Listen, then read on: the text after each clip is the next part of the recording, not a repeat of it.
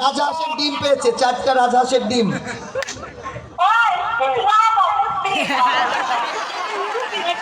আচ্ছা শোনেন, দর্শকের আওয়াজ শুনতে পেয়েছেন? আচ্ছা ভাইজান শুনেন, আপনি মেলার মাঠে আসেন, দ্রুত টিকিটে মেলার মাঠে আসেন। আপনি পেয়েছেন আজকের প্রথম পুরস্কার 150 সিসি মোটর সাইকেল।